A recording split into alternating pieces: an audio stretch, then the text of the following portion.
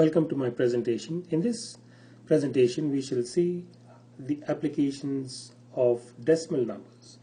Let us take a practical situation here. In this situation, we have a geometric figure, and this is a rectangle. This is called a rectangle. When we have two long sides and two short sides, and if the corners are 90 degrees, so we call these as rectangles. So in here we want to find the area of the rectangle that has a long side 7.8 meters and a short side equal to 4.6 meters. So what is an area? An area is the region inside this rectangle. The one which I'm showing in this hatched line. This is called the area of this rectangle. So how do we find the area? Let us write that in terms of these different steps. How do we find the area?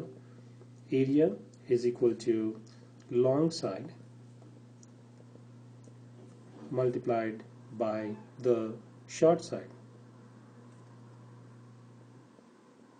Long side multiplied by the short side. The long side here is 7.8 meters multiplied by the short side is 4.6 meters. So this is a multiplication of decimal numbers, isn't it? This is the multiplication of decimal numbers. How do we perform this operation? In step 2, we're going to perform that operation.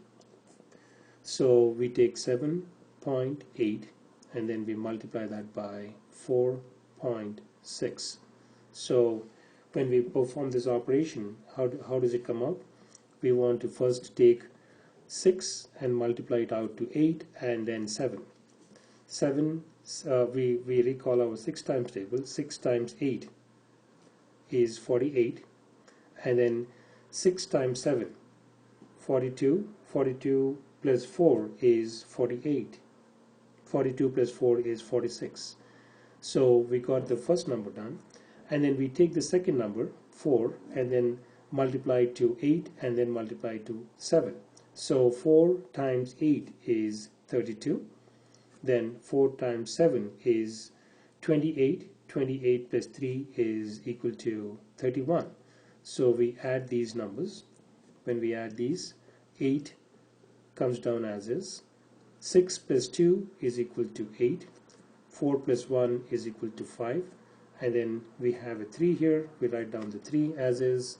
So now we're going to, as we've seen in multiplication of numbers, we want to recognize the number of decimal places the given numbers have.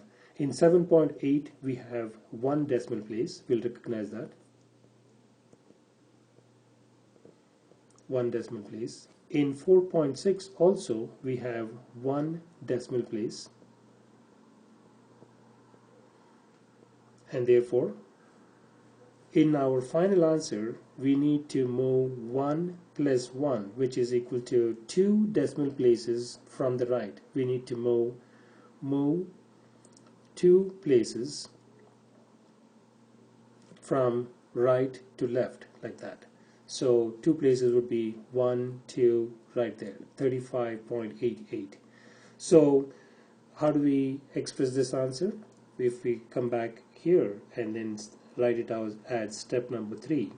If the long side is 7.8 meters and if the short side is 4.6 meters, the result is 35.88 square meters. Square meters, we can write it that way, or we can also write this one as 35.88 meters squared, like that.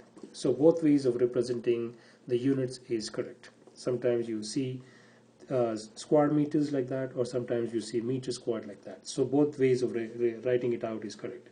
Why did we write square meters?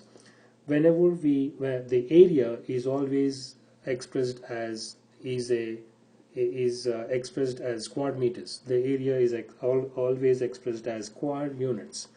So therefore, this is the area of that rectangle. This is the area of that rectangle. So this is a practical situation, and we may have a table. You might be working on a table, and the table might be, just let me explain this here. You might be, this is another example here.